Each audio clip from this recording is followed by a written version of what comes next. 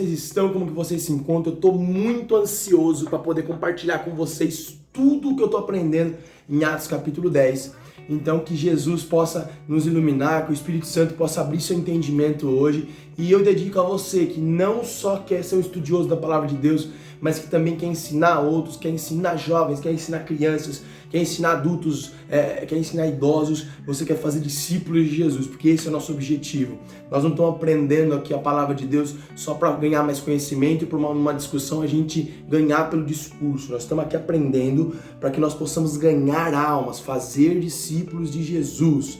Amém? Então, esse estudo é dedicado a você, que assim como eu, tem o desejo de ganhar almas para o Senhor, de fazer discípulos de Jesus. Então, se você quer aprender um pouquinho mais para poder fazer discípulos, vamos com a gente nessa, Atos capítulo 10. E vamos fazer primeiro um panorama, né, gente? Porque Atos capítulo 10 chegou à plenitude ali dos gentios, né? Começou ali na plenitude dos gentios. Por exemplo, o evangelho, Jesus veio para os judeus. Então a primeira etapa da pregação do evangelho em Atos é os judeus. Os judeus eram a primeira etapa. Inclusive Pentecostes foi em Jerusalém, capital, né, ali de Israel na época, por conta disso mesmo. Porque era ali que tinha que acontecer, precisava ter o foco nos judeus. Depois eles foram até Samaria, nos samaritanos, que eram considerados meios irmãos deles, né? Eram meio irmãos, era meio misturado e tal. Mas os samaritanos tinham respeito pela lei de Moisés. Vocês vão ver que eles tinham respeito pela lei de Moisés, embora eles não concordassem com os profetas, não acreditavam no rito dos profetas, mas eles acreditavam na lei de Moisés. E eram irmãos, era uma linhagem de Israel misturada, mas era a linhagem de Israel. Já os gentios era a última etapa do plano de Jesus, que incluía, né, Jerusalém, Judéia, Samaria, confins da terra. Começa aqui o confins da terra, com a pregação do evangelho a um homem chamado Cornélio. Cornélio era um militar romano. Eu gosto muito do militarismo, né? Gosto muito, né, de militares, eu faço parte do PM de Cristo. Acredito que se você for um homem de Deus, uma mulher de Deus, se você está vendo esse vídeo aí, conheça melhor a corporação da Polícia Militar, os bombeiros, vocês vão ver como eles prestam serviço à sociedade de forma coesa, de forma íntegra. Tem abusos, tem corrupção, com certeza deve ter, em todo lugar tem, mas se você for conhecer eles a fundo, você vai ter uma melhor noção do que como funcionam as coisas. E um militar, olha que coisa maravilhosa, um militar romano foi o primeiro a dar a porta de entrada dos gentios, da pregação do evangelho aos gentios. Entenda-se gentios como o povo que não era judeu, tá? Eram outros povos, ou eram conhecidos como pagãos, tá? Pagãos e gentios têm mais ou menos o mesmo significado. Eram povos que não eram judeus, eram povos muitas vezes politeístas, acreditavam em inúmeros deuses. Eram povos que muitas vezes eram de práticas feiticeiras, de práticas sincréticas, né, misturadas. Então, entenda-se gentil como um povo que não é judeu. Jesus veio para o judeu, para a sua nação o desprezou, e agora começa o plano de evangelizar, de falar do amor dele para gentios. Vamos dividir isso aqui com, primeiro, quem foi esse homem chamado Cornélio? Eu quero falar de quem foi esse homem chamado Cornélio. E Cornélio estava na região da Cesareia, que era a capital romana na Palestina. Herodes, ele quis agradar o imperador, né? Então ele escreveu, ele fez uma cidade com o nome do imperador, né? O César, então, chamava-se Cesareia, e era a capital militar romana naquela região. Cesareia era portuária, era no litoral ali da Palestina. Então a capital romana na Palestina era Cesareia, era um centro importante para o Império Romano naquela época, e justamente nessa cidade tinha esse homem chamado Cornélio, que era um militar, um centurião, né? Então, vamos lá, ele era um soldado graduado, ele não era um soldado de nível baixo, ou um praça, né? Ele era um centurião. Se nós fôssemos hoje fazer uma alusão, ele seria de sargento a tenente. Ele cuidava de 100 homens. Naquela região tinha 6.000 soldados. Acredita-se que tinha 6.000 soldados romanos, e cada soldado ele era separado em 10 batalhões de 600, que eram conhecidos como legiões. Então, esses batalhões de 600 eram divididos em 100 centúrias, que eram o centurião. Então esse Cornélio mandava em 100 homens dessas centúrias, então ele fazia parte de um batalhão, de uma companhia militar romana naquela região, e ele era graduadíssimo, ele era um soldado de alta linha, porque para ser um centurião não podia ser qualquer um. Segunda situação é que ele era um homem generoso. A Bíblia vai dizer que ele mesmo sendo romano, ele não estava ali para explorar os palestinos, para fazer maldade com aquele povo, com os judeus, enfim. Ele era um homem generoso, ele dava esmolas, não era aquele que dava esmola uma vez por ano. Sabe quando você dá aquela contribuição de R$5 para uma organização de benefício, uma organização que faz caridade, pronto. Não, ele era uma organização, ele era um homem que era devoto em dar esmolas, em ajudar o povo, era generoso, então ele não era somente aquela pessoa de praxe que acha que está fazendo bem. Uma vez por ano eu dou duzentão lá numa empresa uma instituição de caridade, tá ótimo para mim. Não, ele era de contínuo, ele dava esmolas, e ele era um homem generoso. A segunda situação é que ele tinha uma relação com Deus. Ele era um homem piedoso e temente a Deus. A Bíblia vai dizer que esse Cornélio era piedoso e temente a Deus. Ele cansou do politeísmo romano, que acreditava em vários deuses, e falou assim: puxa vida, isso não cabe mais para mim. Eu quero servir o Deus único e verdadeiro. Então ele abandona a religião politeísta, e até aquele momento ele era um judeu prosélito. Ele era um homem convertido. Ele era romano, mas converteu-se ao judaísmo. Então ele era, dessa linhagem. E outra situação é que ele tinha uma vida devocional, ele era um homem de oração. A Bíblia vai dizer em Atos 10 que ele era um homem que de contínuo orava a Deus. Ele orava, ele buscava, ele clamava.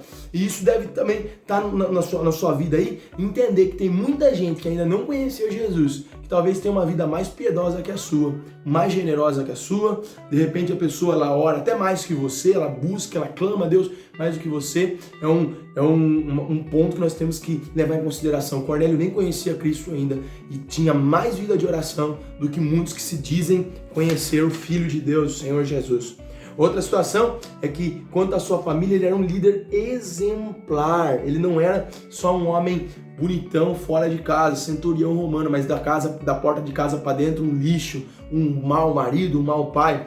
Ele tinha testemunho dos seus familiares, tanto que quando ele foi pregar, Pedro foi pregar a palavra para ele, nós já vamos ver isso, toda a família dele, as pessoas que moravam com ele, estavam junto com ele ali para receber a palavra do Evangelho. E quanto ao seu testemunho, ele é um homem de influência. Ele trouxe pessoas, ele tinha conexões para trazer pessoas para ouvirem a palavra de Deus, Ele deixava a marca dele aonde ele passava. E em sétimo lugar, ele tinha a disposição em agradar a Deus. Você vai ver que quando ele teve uma visão, naquele momento, ele decide: vou agradar a Deus. Eu vou agradar a Deus, e não importa o que aconteça. Tem um parênteses aí, que embora ele fosse tudo isso, fosse um baita de um militar, um baita de um homem, um ser humano fantástico, ele ainda não tinha conhecido Jesus, ele ainda não conhecia Deus verdadeiramente. E tanto é que ele confundiu a criatura com o Criador. Quando Pedro chega lá para pregar, ele confunde o evangelista Pedro com o evangelho. Ele se dobra perante Pedro e fala: pô, para aí, não tem que dobrar perante mim, eu sou homem igual a você, meu. Se coloca de pé aí, por favor. O que acontece? Pedro repreende ele não conhecia, ele achava que Pedro era Deus. Pedro era só mais um homem, um pregador do evangelho. E aí fica o alerta: não confunda o evangelista com o evangelho. Não confunda a criatura com o Criador. Eu sou pastor hoje da Igreja do Evangelho Quadrangular do Parque Piracicaba. Eu sou pregador do evangelho, eu sou missionário. Eu não sou a missão. Eu devo viver pela missão, mas eu sou um missionário. Eu não devo ser um ídolo. Eu posso ser um exemplo, mas não posso ser um ídolo. Eu sou criatura, foi Ele que me fez, eu sou criador, é Ele, é Deus. O foco tem que estar em Deus. Pedro corrigiu e incentivou ele a adorar a Deus, não obstante as limitações de Cornélio, destacando 3 pontos importantes sobre ele. Ele era acostumado a dar ordens, mas quando ele ouviu a voz de Deus, no mesmo momento ele recebeu aquela ordem, e com obediência militar, estava acostumado já a obedecer e a mandar, ele obedeceu a Deus. E ele estava sedento para ouvir a palavra de Deus. No mesmo momento que ele tem a visão do anjo, nós vamos ler ali. Então vai ficar dividido assim, Você já teve uma boa noção de quem era esse homem.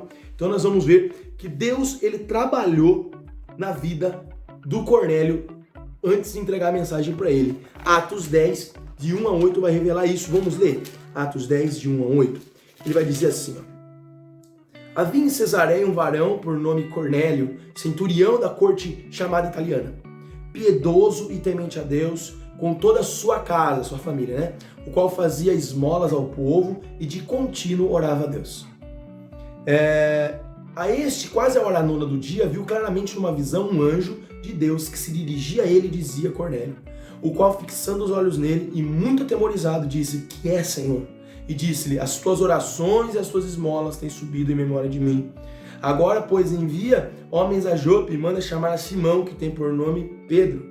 Este está com certo Simão, curtidor, que tem a sua casa junto ao mar. Ele te dirá o que deve fazer. Retirando-se o anjo que lhe falava, chamou 2 dos seus criados e a um piedoso soldado dos que estavam no seu serviço. Havendo-lhes contado tudo, os enviou a Jope. Então você vê aí que antes de Deus enviar o evangelho a esse homem que não conhecia a Deus ainda plenamente, porque ele adorava a Deus, mas não conhecia Jesus, então infelizmente ainda ele estava perdido, porque sem Jesus não tem como você chegar a Deus. Ele orava a Deus, mas sem Jesus não tinha como.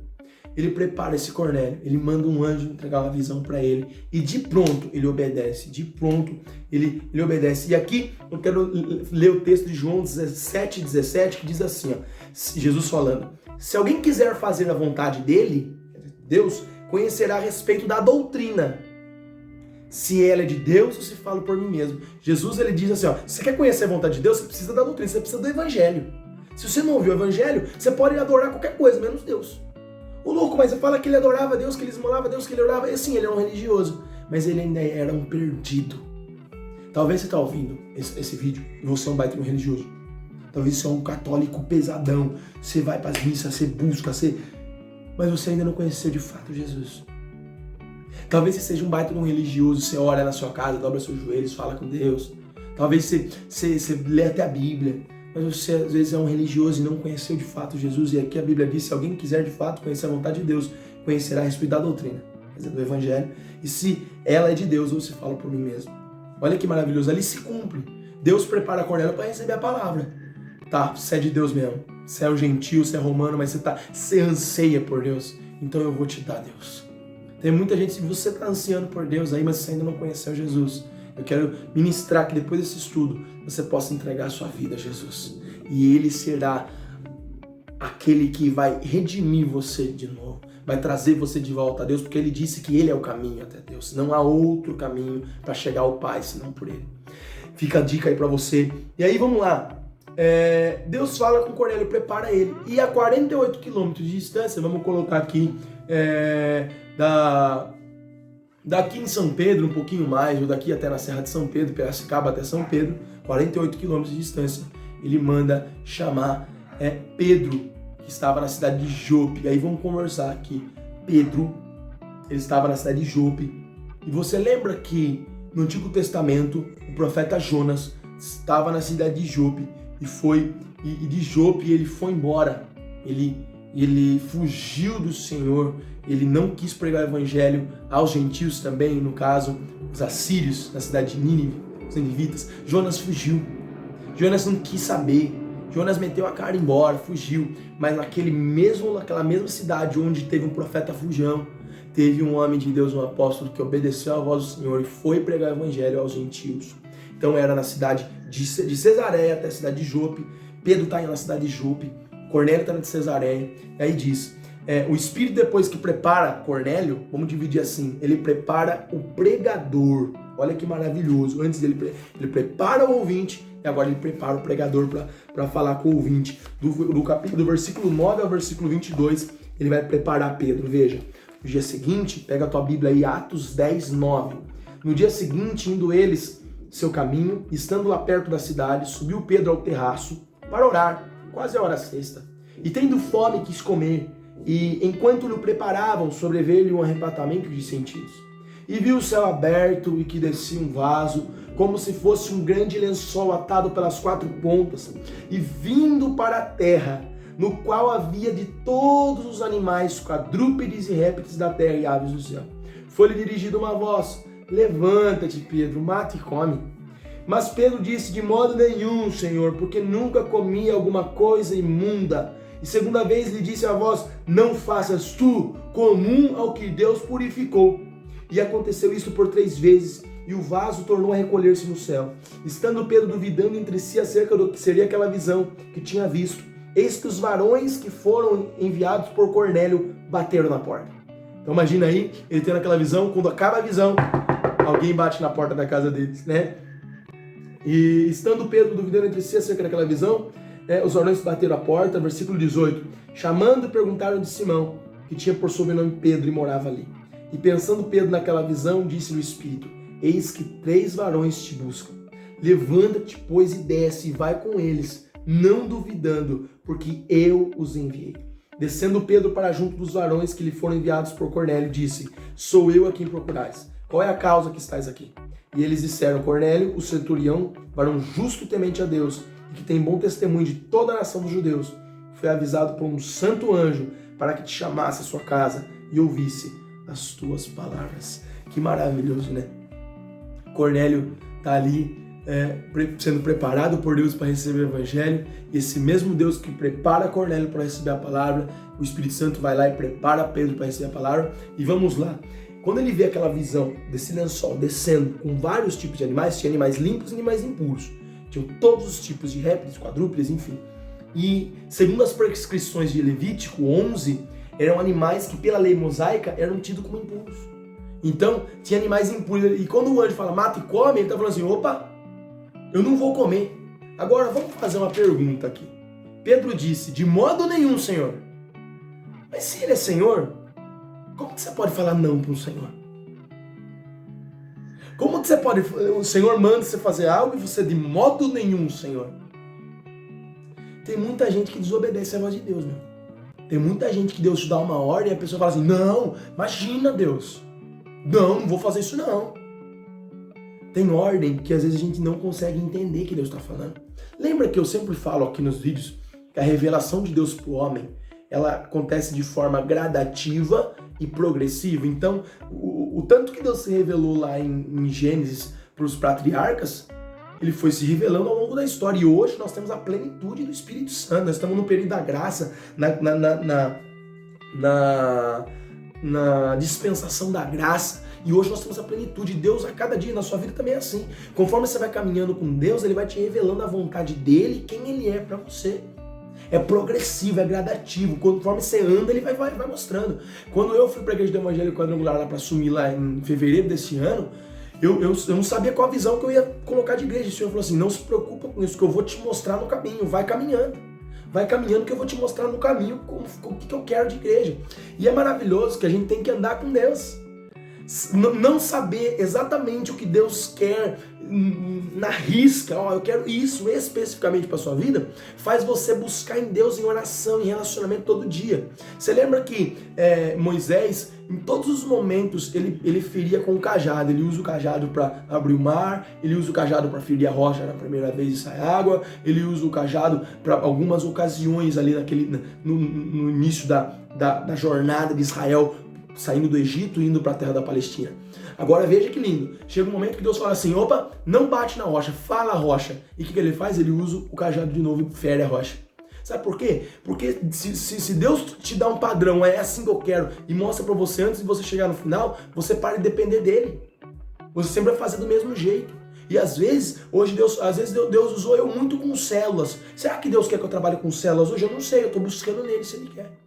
Deus me usou muito com discipulado. Será que Ele quer que eu trabalhe discipulado e foque nisso? E claro que Ele quer que faça discípulos, está na palavra dele, mas será que essa vai ser a estratégia para fazer os discípulos? O discipulado 1 a 1?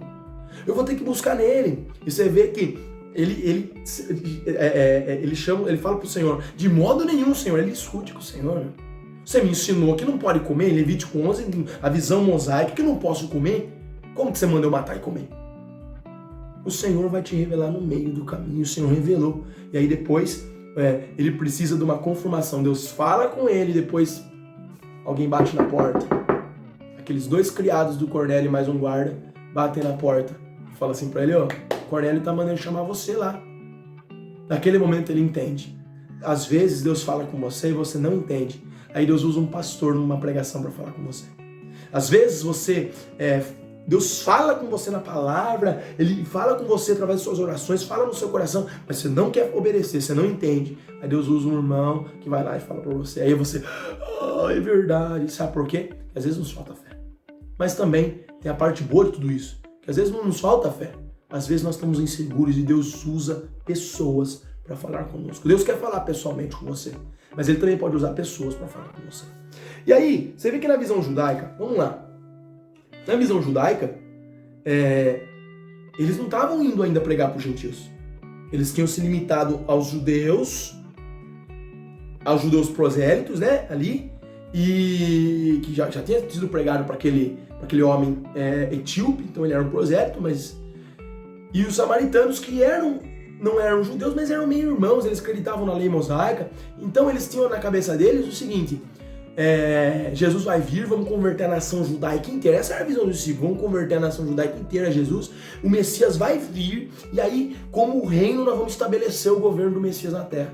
E aí Jesus fala assim, não, vocês não entenderam. A visão judaica queria converter a nação toda a Jesus e ao seu Messias, para que depois alcançasse os gentios. E o Espírito Santo mudou os planos que eles tinham. Eles achavam que tem que converter todos os judeus. E Jesus estava dizendo, não, vai converter os gentios primeiro. Inclusive em Romanos 11, fala que foi pelos judeus terem desprezado a mensagem que veio a plenitude para os gentios. Foi porque os judeus não quiseram que veio graça para que fosse anunciado a nós o evangelho da salvação em todo aquele que nele crê, judeus e gregos. Aí você vai ler lá pega a tua Bíblia aí, abre em Efésios 3 comigo, por favor. Efésios capítulo 3, para você entender como funciona, né, a pregação do evangelho, o plano de Deus a pregar o evangelho para os gentios, né, e ali iniciar o plano de igreja que ele tinha. Porque enquanto o evangelho só estava nos judeus, era um plano de reino, era uma visão de reino. Não estou falando de reino de Deus, do domínio de Deus nos homens, não estou falando disso. De reino como Israel sendo, de novo, o protagonista da história, aquele que vai levar o evangelho, que todo mundo ia se converter e ia pregar para o resto do mundo. Não vai ser mais assim, o evangelho foi pregado por gentios, e depois que for alcançar todos os gentios, virá restauração para Israel. Israel sai de cena agora e começa a história dos gentios. Veja o mistério da igreja. Efésios capítulo 3 diz assim, por esta causa eu, Paulo, sou prisioneiro de Jesus Cristo por vós, os gentios. Se é que tendes ouvido a dispensação da graça de Deus, que para convosco foi me dada, como me foi este mistério manifestado pela revelação, como acima pouco vos escrevi. Pelo que, quando ledes, podeis perceber a minha compreensão do mistério de Cristo, o qual nos outros séculos não foi manifestado aos filhos dos homens, como agora tem sido revelado pelo Espírito aos seus santos apóstolos e profetas. A saber, que os gentios são co-herdeiros de um mesmo corpo e participantes da promessa em Cristo pelo Evangelho. Ele está falando que a mensagem do Evangelho vai unir os gentios aos judeus. Os judeus desprezaram, mas não tem problema. A salvação chega para vocês, vocês são co-herdeiros. Né? No versículo 7 ele fala do qual foi feito ministro, pelo dom da graça de Deus que me foi dado segundo a operação do seu poder. A mim, o mínimo de todos os santos, foi me dada essa graça de anunciar entre gentios, por meio do Evangelho, as riquezas incompreensíveis de Cristo e demonstrar a todos qual seja a dispensação do mistério que desde os séculos esteve oculto em Deus, que tudo criou, para que agora, pela igreja, a multiforme sabedoria de Deus seja conhecida dos principados e potestades dos céus, segundo o eterno propósito que fez em Cristo Jesus, nosso Senhor, no qual temos ousadia e acesso com confiança pela nossa fé nele. Portanto, vos peço que não desfaleçais nas minhas tribulações por vós, que são a vossa glória. Ele vai falar do mistério dos gentios, do mistério da igreja. A igreja, ela é ligada à nação de Israel por conta da fé em Jesus, por conta do Evangelho. E a multissabedoria de Deus, a inteligência de Deus, o plano de Deus é revelado nisso. Que o Evangelho chega a todo o planeta por conta da rejeição que os judeus tiveram no Evangelho. Olha que maravilhoso isso. Aí, Deus prepara Cornélio, prepara Pedro, e agora, quando Pedro chega lá, nós vamos separar aqui, que do versículo 34 ao 48, tem a pregação da palavra. Vamos lá, a pregação da palavra. Atos, capítulo 10 ainda, do 34 ao 48. Mas antes da gente ler, eu quero mostrar para vocês o encontro deles, que vai do versículo 23 ao 33. Então, chamando-os para dentro, os recebeu em casa. No dia seguinte, Pedro foi com eles e foram com ele alguns irmãos de Jope. No dia imediato, chegaram a Cesareia e Cornélio estava esperando, tendo convidado já seus parentes e amigos mais íntimos. Aconteceu que, entrando Pedro, saiu Cornélio a recebê-lo. Prostrando-se aos seus pés, o adorou. Lembra que Cornélio se prostrou aos pés dele? Mas Pedro levantou, dizendo: levante-te, que eu também sou homem. Falando com ele, entrou e achou muitos que ali se haviam juntado. E disse-lhes: vós bem sabeis que não é lícito um varão judeu ajuntar-se ou chegar-se a estrangeiros. Mas Deus mostrou-me que a nenhum homem chame comum ou imundo. Olha, ele fala a visão que ele teve. Pelo que, sendo chamado, vim sem contradizer. Pergunto, pois, por que razão mandaste chamar? E disse Cornélio: há 4 dias estava eu em jejum até esta hora, orando na minha casa na hora 9. E eis que diante de mim se apresentou um varão com vestes resplandecentes e disse: Cornélio, a tua oração foi ouvida e as tuas esmolas estão em memória diante de Deus. Envia, pois, a Jope e manda chamar Simão, que tem por sobrenome Pedro. Este está na casa de Simão, o curtidor, junto do mar, e ele vindo te falará. Logo te mandei chamar-te, e bem fizeste em vir. Agora, pois, estamos todos presentes diante de Deus para ouvir tudo quanto por Deus te é mandado. Vamos parar para pensar aqui. Por que? Vamos lá. Por que Deus já não mandou o anjo, aquele varão resplandecente, já não pregou o evangelho para Cornélio? Já não economizou ali a gasolina, não tinha gasolina, mas economizou a viagem, o trabalho de pessoas irem, tempo, que isso aí provavelmente demorou alguns dias de eles irem até Jope, de Jope irem até Cesareia, demorou alguns dias. Por que o varão já não apresentou o evangelho, já batizou eles com o Espírito Santo e pronto? Por quê? Porque aos anjos não é dado o presente de poder anunciar o evangelho para as pessoas. O anjo falou assim: vai lá e chama Pedro, porque é homem que tem que pregar o evangelho. É você que está ouvindo esse vídeo, sou eu, somos nós que devemos pregar o evangelho. O anjo, ele sabia o lugar dele, ele só avisou: ó, você está orando, suas esmolas chegaram diante de Deus, manda chamar Simão, manda chamar o Pedro para vir pregar para você. Por que ele já não pregou? Porque não é incumbência de anjo. Você vai ver a palavra, fala que não é incumbência deles. Eu quero ler uma história que não está na Bíblia, mas é só uma alegoria, tá bom? Não considera isso como inspirado por Deus, mas é só uma alegoria. Ele diz assim: conta-se que quando Jesus retornou ao céu, após a ressurreição, um anjo lhe perguntou: Senhor, tu completaste a obra na terra, morrendo na cruz, ressuscitando dentre os mortos, mas quem contará essa boa notícia ao mundo?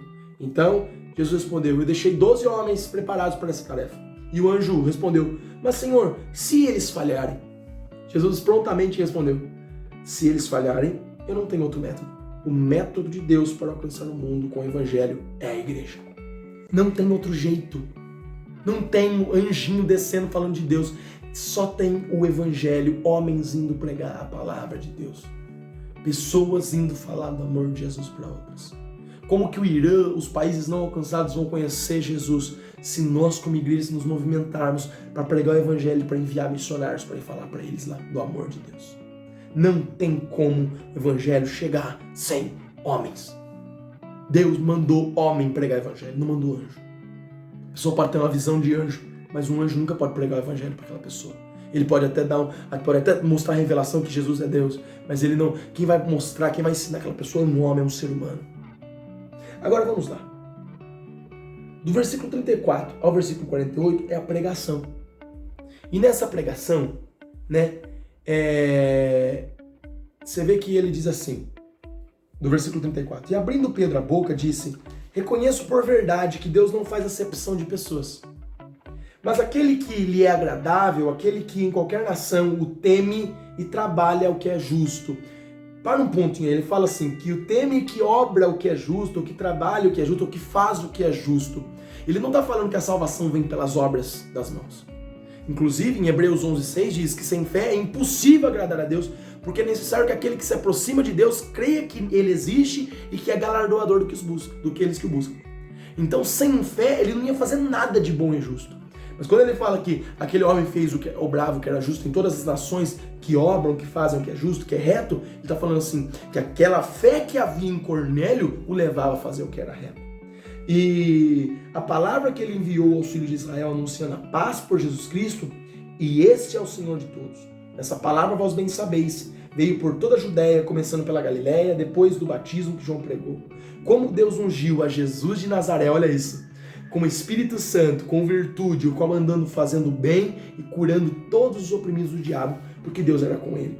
E nós somos testemunhas de todas as coisas que fez, tanto na terra como na Judéia, como em Jerusalém, ao qual mataram e penduraram no madeiro. A este ressuscitou Deus ao terceiro dia e fez que se manifestasse. Não a todo o povo, mas às testemunhas que Deus antes ordenara, a nós, que comemos e bebemos juntamente com ele, depois que ressuscitou dos mortos. E nos mandou pregar ao povo, testificar que ele é o que por Deus foi constituído, juiz dos vivos e dos mortos. Vê que maravilhoso. Ele diz assim, que Matthew Henry vai dizer que Deus nunca justificou e salvou, nem justificará e salvará um judeu ímpio que viveu e morreu impenitentemente, mesmo que pertencesse à descendência de Abraão. Fosse hebreu de hebreus, tivesse todos os privilégios e as vantagens pertinentes à circuncisão.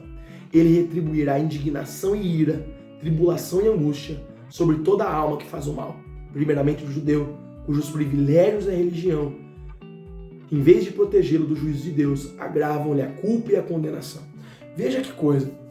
Um judeu, ser judeu, nascer na nação judaica, não o impede de enfrentar a condenação e a ira do cordeiro, de ser condenado ao inferno. Mesmo tendo todos os privilégios de conhecer a lei, as festas, nada disso. Ao contrário, ao mesmo tempo, Deus nunca vai impedir um homem gentil que, com a sua inocência, está buscando a Deus. Deus sempre vai dar a oportunidade desse homem conhecer a Deus. Ser judeu não é passaporte de vida ao céu, mas entregar a vida para Jesus é o que nos leva à salvação. E aí, a pregação, ela está centrada no evangelho e nas obras que Jesus fez. Ele andou por aí fazendo bem e curando todos os oprimidos do diabo.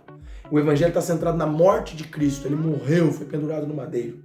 O evangelho está centrado na ressurreição de Cristo, né? Ele venceu, ele foi ressuscitado entre os mortos. E o evangelho está centrado no senhorio de Cristo. Ele é Senhor, ele vai julgar os vivos e os mortos. Então, finaliza-se assim a pregação dele. E depois Pedro ficou lá alguns dias e comeu com eles. E a gente vê que aí começa a chave que vira para a salvação dos gentios. Primeiro Deus prepara Cornélio. Depois Deus prepara, o Espírito Santo prepara Pedro. Depois o Espírito leva a esse homem de Deus ter obediência e ir até a casa de Pedro, a casa de Cornélio. E depois a pregação da palavra de Deus leva esse homem a entender que não há salvação sem a fé em Jesus. E o que acontece? No meio dessa pregação, ele pregando o evangelho, no meio dessa pregação, o Espírito Santo derramou-se na vida deles. De todos que estavam ali. Foi derramado o Espírito Santo. Assim como aconteceu em Pentecostes, o Espírito Santo se derramou nos gentios. Pela primeira vez, nós vemos os gentios sendo batizados com o Espírito Santo. Na pregação, e os fiéis que eram da circuncisão, todos quanto tinham vindo com Pedro, maravilharam-se do dom do Espírito Santo e se derramassem também sobre os gentios, porque o ouviam falar línguas e magnificar a Deus. Aí mostra de novo que o falar noutras línguas é uma evidência do batismo com o Espírito Santo. Do batismo com o Espírito. Falar noutras línguas é uma evidência. É uma evidência. Eles ouviram eles falarem línguas e ali eles falaram, eles receberam o Espírito.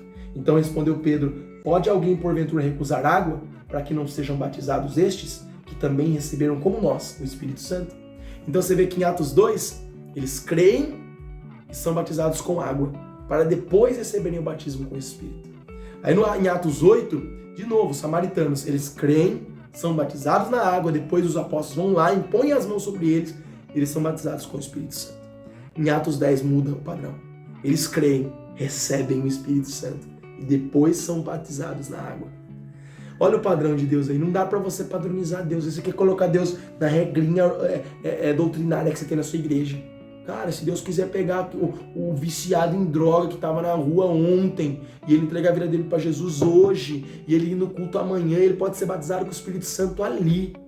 Ele não precisa ser liberto de todos os pecados já naquela hora. Ele vai ter um processo de conversão onde a santificação vai alcançar a vida dele e ele vai mudando. mas ele pode ser batizado com o Espírito Santo, ele pode falar em outras línguas, ele pode profetizar, ele pode ter os dons e os frutos do Espírito na vida dele. Por quê? Porque o padrão foi quebrado aí.